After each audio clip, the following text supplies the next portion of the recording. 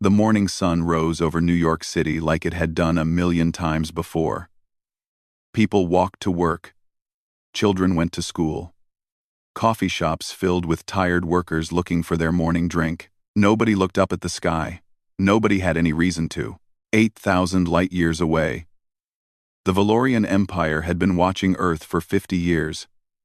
Their ships were faster than light.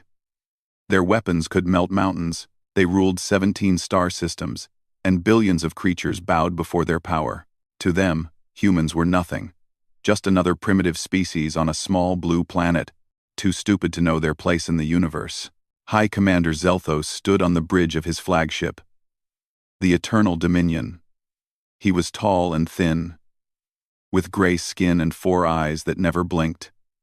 He had conquered 12 worlds in his career. Earth would be his 13th. Begin the cleansing, he ordered. The Valorian fleet had hidden behind the moon for 3 days, waiting. Now, 200 warships moved toward Earth. Their plasma cannons charged with a low hum that no human ear would ever hear. At 9:17 in the morning, the sky over New York turned white.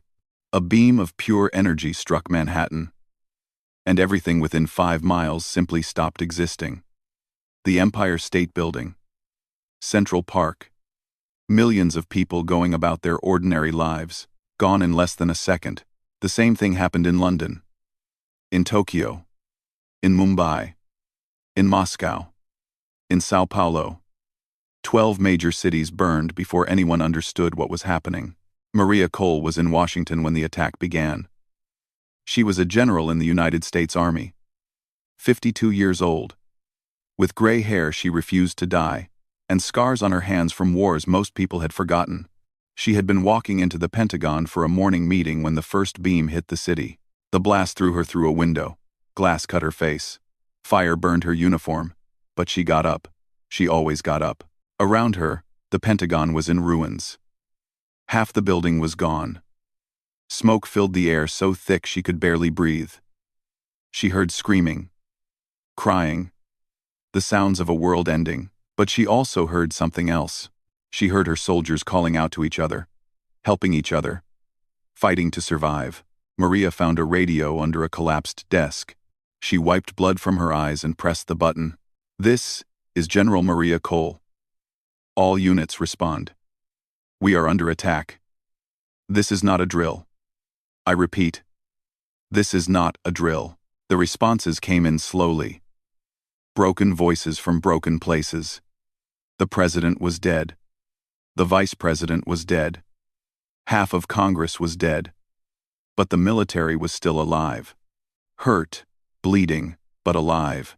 The Valorians expected the attack to end the war before it started. They expected humans to panic, to scatter, to give up.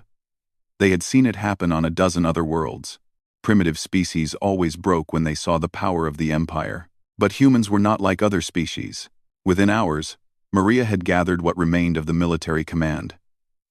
They met in an underground bunker that had survived the attack. Generals from America, officers from Europe, commanders from Asia, they came through fire and ruin to sit at the same table. 12 million dead, said Admiral Nathan Gray, a tall man with kind eyes that had turned hard. Maybe more. We don't have accurate counts yet. Who did this? Asked General Park from South Korea. Who has this kind of technology? Nobody answered. They didn't know. All they knew was that something had come from the sky and killed more people in one morning than all the wars in human history combined. Maria stood up. Everyone looked at her. She was bleeding. Her uniform was burned. But her voice was steady. "We don't know who they are," she said. "We don't know why they came. But I know one thing. They think we will break. They think we will surrender. They think we will beg for mercy." She looked around the room at the faces of soldiers from every nation on Earth. They are wrong. The next few weeks were chaos. Governments fell and reformed. Old enemies became allies. Countries that had pointed nuclear weapons at each other for decades now shared food and medicine and soldiers. The United Nations became something more than a talking shop. It became a war council. Maria was given command of the unified human response, not because of politics, not because of nationality, But because when everyone else was crying, she was planning. When everyone else was mourning, she was fighting. The aliens came back 3 days after the first attack. More ships appeared in the sky, and this time they landed troops. Tall, gray creatures in black armor, carrying weapons that shot bolts of burning light. They expected to find a broken species waiting to be enslaved. Instead, they found soldiers. The Battle of Chicago lasted 9 hours. Human soldiers died by the thousands, but they killed aliens by the hundreds. They learned quickly. They adapted. They found that the alien armor had weak points at the joints. They found that the alien weapons could be disabled with strong electromagnets. They found that the aliens were not gods. They were just creatures, and creatures could die. When the sun set on Chicago, the aliens retreated to their ships. They had expected to conquer a city. Instead, they had lost 800 soldiers and 3 landing craft. High Commander Zelthos received the report with 4 blinking eyes. "Impossible," he said. "They are primitives." But the numbers did not lie. Humans were fighting back, and they were learning. In the ruins of Washington, Maria Cole watched captured alien technology being loaded onto trucks. Scientists were already taking it apart, studying it, learning its secrets.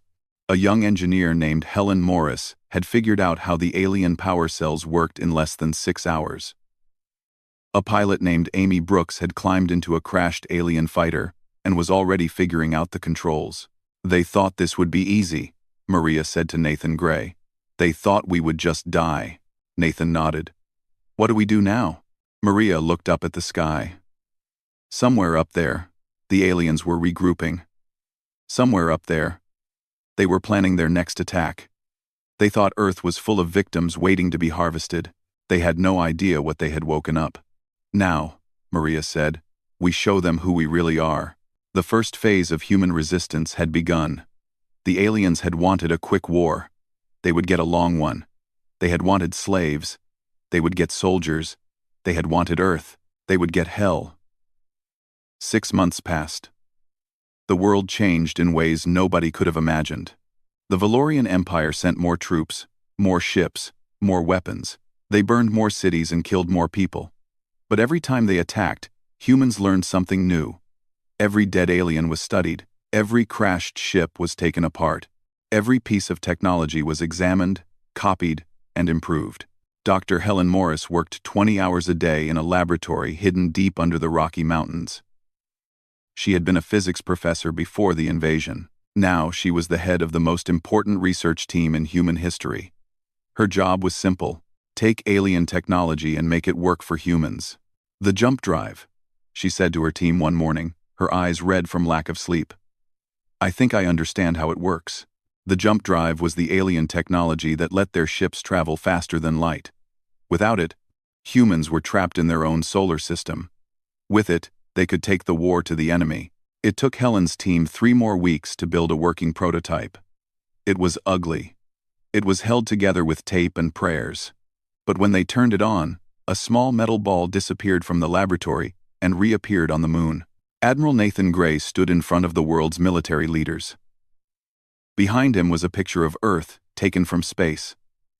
Half the planet was covered in smoke from burning cities. "We have the jump drive," he said. "We can now reach the stars." General Maria Cole nodded slowly. "Then it's time to stop defending. It's time to attack." The first human starship was called the Rising Phoenix. It was built in secret in the deserts of Nevada, assembled from Earth materials and alien technology. It was not beautiful. It was not elegant. It looked like someone had welded together a submarine, a jet fighter, and a nightmare. But it worked. Nathan Gray took command of the Phoenix personally. His crew was made up of volunteers from every nation on Earth. They knew the mission was dangerous. They knew many of them would not come back. They volunteered anyway. "We're not doing this for glory," Nathan told his crew before they launched. "We're doing this for the 12 million.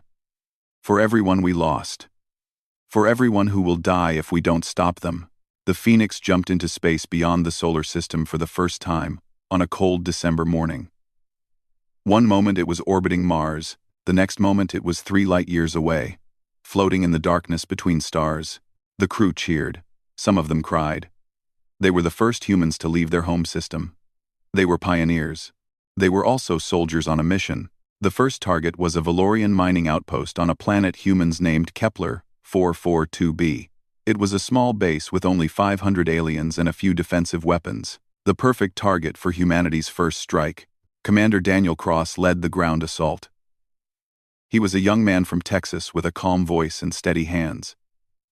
Before the invasion, he had been a ranger.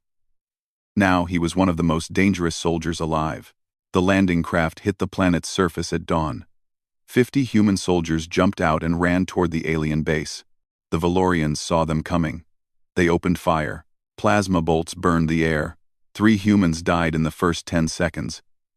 But the others kept running. They had trained for this. They had studied every piece of information about Valorian tactics. They knew that aliens expected their enemies to retreat when under fire. Humans did not retreat. Daniel reached the wall of the base first. He planted an explosive charge and threw himself to the ground. The explosion tore a hole in the metal wall, big enough to drive a truck through. "Move," he shouted. The soldiers poured through the gap. Inside the base, the fighting was brutal. Aliens and humans shot at each other from behind crates and machinery. The sounds of weapons mixed with the screams of the wounded. A Valorian soldier appeared in front of Daniel. It was taller than him by 2 feet, and its 4 eyes glowed with hatred. It raised its weapon. Daniel was faster. He shot the alien 3 times in the chest, then kicked its body aside and kept moving. The battle lasted 4 hours. When it was over, every alien on the base was dead. 18 humans had died. 32 more were wounded, but they had won. Daniel stood in the alien command center and looked at the screens showing the dead base. His hands were shaking, but his voice was calm when he spoke into the radio. "Mission complete. The base is ours." Back on Earth, the news spread like wildfire. Humans had attacked an alien base and won. For the first time since the invasion began, people felt something other than fear. They felt hope, but the war was just beginning. Over the next few months, humanity built more ships. The Phoenix became the first ship in a growing fleet. Each new vessel was better than the last. Each one carried weapons that were a little stronger, shields that were a little tougher. Lieutenant Amy Brooks became famous as the first human to fly an alien interceptor in combat. She had learned to pilot the strange craft by studying captured ships and practicing in simulators. When a Valorian patrol attacked a human convoy, Amy flew out to meet them. She shot down 3 enemy fighters before they even knew she was there. "They're predictable," she told the other pilots afterward. "They always do the same things. They don't adapt. We do." The Valorian Senate received reports of their losses with growing concern. The primitives from Earth were not behaving like primitives. They were learning too fast, fighting too hard. Every weapon the Empire used against them, they figured out how to counter within weeks. High Commander Zelthos sat in his chamber and read the latest reports. 23 outposts lost, 40 ships destroyed, thousands of soldiers dead, all from a species that had never even left their own planet before. "How is this possible?" he asked his advisors. None of them had an answer. On Earth, General Maria Cole met with her commanders. The first phase of the war was over. They had proven they could fight. Now it was time to prove they could win. "We've hurt them," she said. "But hurting them isn't enough. We need to make them understand that this war will never stop. We need to send them a message they will never forget." Nathan Gray nodded. "What kind of message?" Maria smiled. But there was no warmth in it. Only determination. Only the cold promise of a species that had been wounded and would never forget. The kind of message that keeps them awake at night. The next phase of humanity's war was about to begin. The Valorian communication network stretched across 17 star systems. It connected billions of aliens on hundreds of worlds. News traveled through it at the speed of light. Orders from the Senate reached the farthest colonies in moments. It was the backbone of the Empire, and humanity had found a way to break into it. Dr. Helen Morris had captured a Valorian communication array during a raid on an outpost near the edge of their territory. It had taken her team 6 weeks to understand how it worked, another 4 weeks to modify it. Now it sat in a bunker on the moon, connected to human computers, and ready to broadcast. General Maria Cole stood in front of the array. She wore her cleanest uniform, the one she saved for important occasions. Behind her hung the flags of every nation on Earth, arranged in a circle around a new flag that had been designed just for this moment. A blue planet on a black background, surrounded by stars. "Are we ready?" she asked. The technician at the controls nodded. "Yes, General. When I press this button, you'll be broadcasting to every screen in the Valorian Empire. Every ship, every station, every home." Maria took a deep breath. She had given many speeches in her life. To soldiers before battle, to politicians in meetings, to grieving families after funerals, but this speech would be heard by billions of aliens who had never seen a human before. This speech would tell them who humans were and what they intended to do. "Send it," she said. A light turned green. Maria looked into the camera and began to speak. "My name is General Maria Cole of Earth. I am speaking to every citizen of the Valorian Empire. I am speaking to your soldiers, your leaders, your families. I am speaking to High Commander Zelthos, who ordered the attack on my world. I want all of you to listen carefully, because I will only say this once." Across the Empire, screens flickered. In homes and barracks, in ships and stations, Valorians stopped what they were doing and stared at the strange creature on their displays. A small, soft-looking being with only 2 eyes and thin skin. A human. "1 year ago," Maria continued, "your fleet appeared in our sky without warning. You gave us no chance to talk, no chance to negotiate. You simply decided that we were beneath you, that our lives did not matter, that our planet was yours to take." Her voice remained calm, but her eyes burned with an anger that needed no translation. "You dropped fire on our cities. You killed 12 million of our people in a single morning. Children died in their schools. Parents died protecting babies who would never remember them. You thought this would break us. You thought we would fall to our knees and beg for mercy." She paused, letting the silence stretch across 1,000 worlds. "You were wrong." In the Senate chamber on Valoria Prime, High Commander Zelthos watched the broadcast with his 4 eyes wide. Around him, senators whispered to each other in confusion and fear. "We are not a species that surrenders," Maria said. "We are not a species that forgets. You struck Earth first, and now we are coming for you. Not for conquest. We do not want your planets. Not for revenge. Killing you will not bring back our dead. We are coming because you showed us the truth about this galaxy." She stepped closer to the camera. "You showed us that there are species out there who see nothing wrong with burning worlds, who believe that power gives them the right to destroy anyone weaker than themselves. You showed us that the galaxy is not safe." Her voice hardened. "And we have decided to make it safe." On a Valorian warship patrolling the outer territories, soldiers gathered around a screen and watched the human general speak. Some of them laughed nervously. Others felt something cold growing in their stomachs. "We have studied your empire," Maria continued. "We know that you have conquered 12 species before us. We know that you have enslaved billions of beings across 17 star systems. We know that you believe you are invincible. We know that you believe you are invincible." She shook her head slowly. "You are not invincible. You are not gods. You are creatures of flesh and bone, just like us, and creatures can die."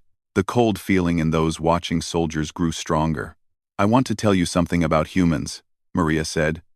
"We are not the strongest species. We are not the smartest. We do not have the best technology or the biggest fleet. But we have something that you do not understand. We do not quit. We do not stop. When we are hurt, we get back up. When we are knocked down, we rise again. When you kill one of us, 10 more take their place." Her eyes seemed to look directly at every viewer across the Empire. "You thought you could crush us with one attack. Instead, you united us. For the first time in our history, Every nation on our planet stands together. Every human being is working toward a single goal, and that goal is simple. She leaned forward slightly. We are going to end your empire. In homes across Valorian space, families held each other tighter. Children asked their parents who the scary creature on the screen was. Parents had no answers. I want High Commander Zelthos to hear this, Maria said. I want him to understand what he has done. You attacked a species that was happy to stay on its own planet. You murdered our families. You burned our cities. You created an enemy that will never stop fighting. Never stop learning. Never stop coming. Her voice dropped lower, almost gentle, but somehow more frightening. Run if you wish. Hide if you can. It will not matter. We will find every world you control. We will free every species you have enslaved. We will tear down every monument to your power. And when we finally reach your home world, we will remind you of something you seem to have forgotten. She stood straight, her shoulders back, her eyes cold and certain. You struck Earth first. We will strike last. The broadcast ended. Across the Valorian Empire, silence fell. Then, slowly, the chaos began. On Valoria Prime, the Senate erupted into argument. Some demanded more ships be sent to Earth immediately. Others called for negotiation.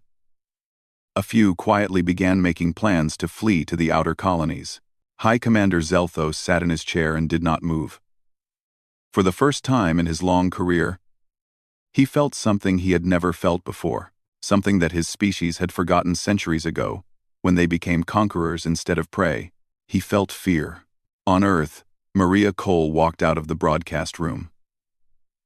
Her hands were shaking slightly, but her face showed nothing. Admiral Nathan Gray met her in the hallway. The message has been confirmed. Every system in the Empire received it. Maria nodded. Good. Now they know who we are. What happens next? Maria looked out a window at the stars. Somewhere out there, billions of aliens were watching recordings of her speech. Somewhere out there, an empire was beginning to crack. Now, she said, we make good on the promise. The war had entered a new phase. Before, the Valorians had been hunting. Now, they were the ones being hunted. And the hunters were a species that had just announced to the galaxy that it would never, ever stop. Humanity was coming.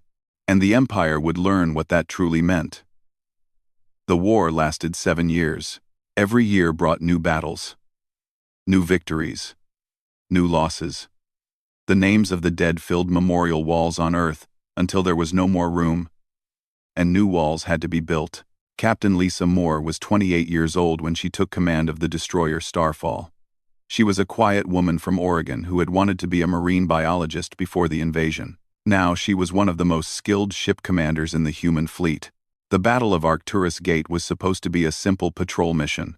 Lisa's squadron of 5 ships was guarding a jump point when a Valorian fleet of 30 warships appeared without warning. The aliens were on their way to attack a human colony of 40,000 people. Lisa had a choice. She could run and save her ships, or she could fight and buy time for the colony to evacuate. She chose to fight. The battle lasted 6 hours. Lisa's ships danced between the larger Valorian cruisers, firing at engines and weapon systems, always moving, never giving the enemy an easy target. One by one, her ships were destroyed. The crew of the Starfall watched their friends die in flashes of light and silence, but they did not run. When only the Starfall remained, Lisa ordered her crew to the escape pods. I'm staying, she said. Someone has to keep shooting. Her first officer, a young man named Christopher Hall, refused to leave. Then I'm staying too, he said. They fought together for another hour. The Starfall took hit after hit. Fires burned through the corridors. Systems failed one by one, but Lisa kept the ship moving, kept the weapons firing, kept the Valorian fleet busy. On the colony below, 40,000 people boarded transport ships and escaped into space. The Starfall's final charge destroyed 2 Valorian cruisers before the little destroyer finally broke apart. Lisa Moore and Christopher Hall died together, their hands still on the controls. The Valorians won the battle. But they lost the war that day. The colony survived. And the story of Lisa Moore spread across human space, reminding everyone what they were fighting for. Sergeant Kevin Price was 35 years old and had 3 daughters waiting for him on Earth. He had promised his wife that he would come home. He broke that promise at the Battle of Sigma 7. Kevin's unit was trapped inside a Valorian dreadnought during a boarding action. The mission was to capture the ship's jump drive for study. But the aliens had triggered the self-destruct system. In 5 minutes, the ship would explode, killing everyone on board and the human vessels nearby. Kevin found the self-destruct mechanism in the ship's core. It was protected by a force field that could only be disabled from inside. Someone would have to walk through the field, knowing they could never walk out. "I'll do it," Kevin said. His commander tried to stop him. His friends tried to stop him. But Kevin was already moving. He walked through the force field. The energy burned his skin. His uniform caught fire. But he reached the mechanism and tore it apart with his bare hands. The countdown stopped. The ship was saved. And Kevin Price died with a smile on his face, knowing his daughters would live in a safer galaxy. Because of what he had done, not all heroes were soldiers. Dr. Helen Morris worked without rest for 7 years. She reverse-engineered Valorian technology. She invented new weapons. She found weaknesses in enemy ships that even the aliens did not know about. Her discoveries saved millions of lives. But the work broke her health. She developed tremors in her hands. Her hair turned white. She slept only 3 hours a night. When she slept at all. When a young scientist asked her why she pushed herself so hard, Helen just shook her head. "Every day I waste is a day the war continues," she said. "Every discovery I delay is a life that could have been saved. I'll rest when we win." She never did see the end of the war. Helen Morris died in her laboratory 1 year before the final battle, her hands still reaching for her notes.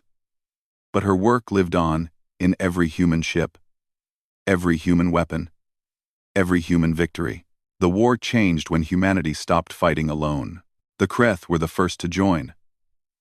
They were insect-like beings who had been conquered by the Valorians 300 years ago. For generations, they had served the Empire as slaves, mining metals and building ships for their masters. When human soldiers liberated a Kreth mining colony, the freed slaves asked a simple question: "Can we fight with you?" General Maria Cole said yes. The Maulorans came next. They were aquatic creatures from a water world that the Valorians had drained to build factories.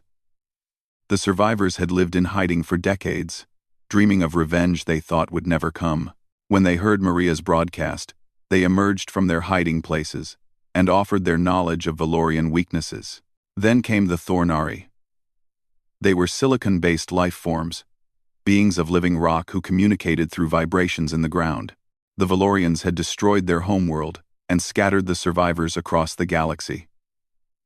The Thornari were slow and patient, but they never forgot an enemy, and they never forgave. What began as human vengeance became something larger. A coalition of the wounded.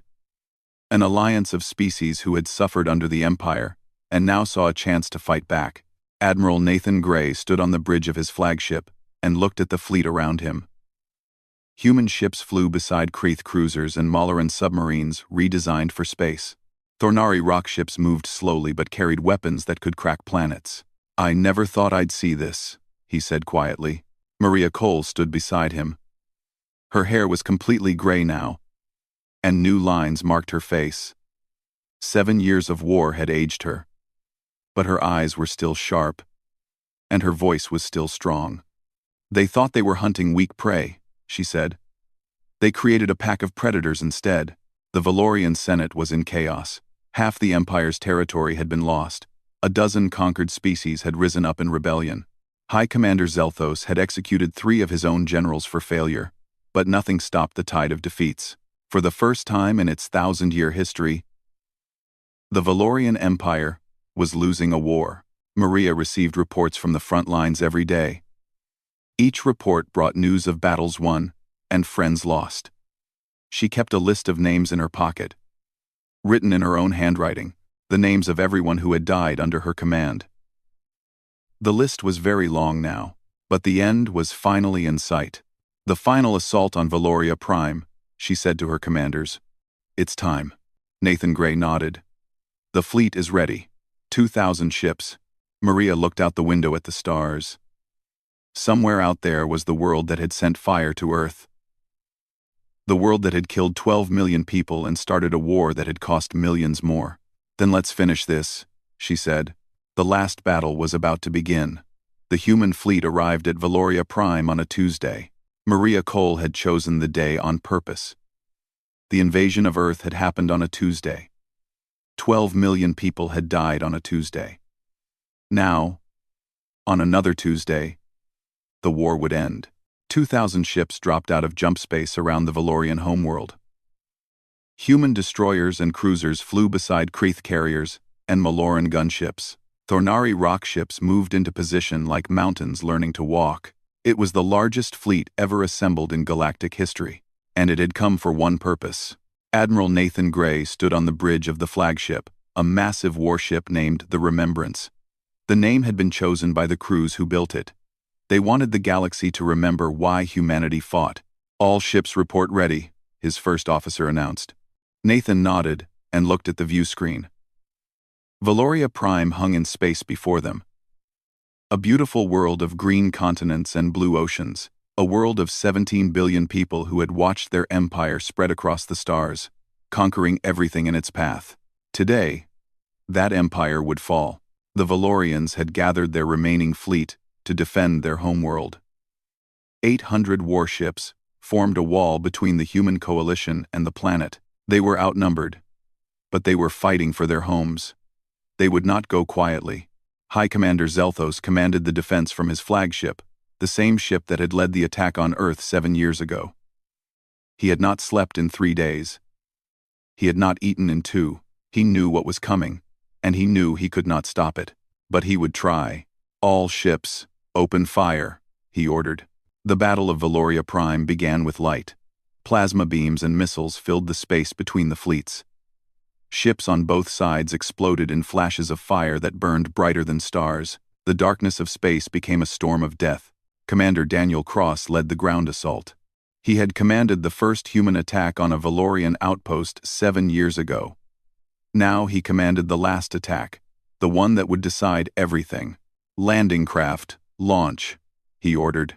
1,000 small ships descended toward the planet. The Valorian defense platforms tried to shoot them down, but human fighters swarmed over the platforms and destroyed them one by one. Amy Brooks, now a colonel with 47 confirmed kills, led the fighter squadrons. She had become the most famous pilot in human history, and today she flew like she had nothing left to lose, because she didn't. Her brother had died at Arcturus Gate, serving under Lisa Moore. Her parents had died in the first attack on Earth. Everyone Amy loved was gone. All she had left was the fight. She shot down 12 Valorian fighters in the first hour of the battle. Then she saw a Valorian cruiser lining up to fire on the landing craft. Not today, she said quietly. Amy flew her fighter directly into the cruiser's main gun. The explosion destroyed the gun and killed her instantly. But the landing craft reached the surface safely. 1,000 soldiers began their march toward the Imperial Palace. In space, the Valorian fleet was dying. Ship after ship fell to the combined firepower of the human coalition. Admiral Nathan Gray directed the battle with calm precision, moving his ships like pieces on a chessboard, always 3 moves ahead of the enemy. But the Valorians fought hard. The Remembrance took heavy damage. 3 of its engines were destroyed. Fire burned through its lower decks. Nathan refused to leave the bridge. "Keep firing," he ordered. "We didn't come this far to stop now." On the planet's surface, Daniel Cross led his soldiers through the streets of the Valorian capital. The city was beautiful, with tall towers and elegant bridges and gardens that seemed to glow with inner light. Daniel barely noticed. He had seen too many dead friends to care about beauty. The Imperial Palace stood at the heart of the city, a massive structure of white stone and golden metal. The Valorian Senate waited inside, along with High Commander Zelthos, They had refused all offers of surrender. "Breach the doors," Daniel ordered. The final assault on the palace lasted 3 hours. Human soldiers fought room by room, floor by floor, clearing out the last defenders of the empire. The Valorians fought with the desperation of beings who knew they had lost everything. But desperation was not enough. Daniel found High Commander Zelthos in the Senate chamber, surrounded by the bodies of his guards. The alien stood alone, his 4 eyes watching the human soldiers spread through the room. He had no weapons. He made no move to fight. "You won," Zelthos said. His voice was flat, empty. Daniel stepped aside, and General Maria Cole walked into the chamber. She was 60 years old now. Her hair was white. Her face was lined with years of grief and war. But she stood straight, and her eyes were clear. And when she spoke, her voice was strong. "Yes," she said, "we won." Zelthos looked at her. The human who had unified her species. The human who had built a fleet from nothing. The human who had turned victims into conquerors. "Why?" he asked. "You could have hidden. You could have rebuilt on some distant world. You could have survived in peace. Why did you risk everything to come here?" Maria walked closer to him. She stood before the alien who had ordered the death of 12 million of her people. The alien who had started a war that had killed millions more.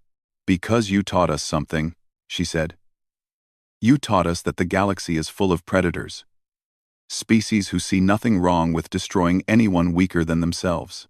Species who believe that power gives them the right to take whatever they want." She gestured toward the window, where human ships patrolled the alien sky. "We decided, on the day you burned our cities, that we would never be weak again.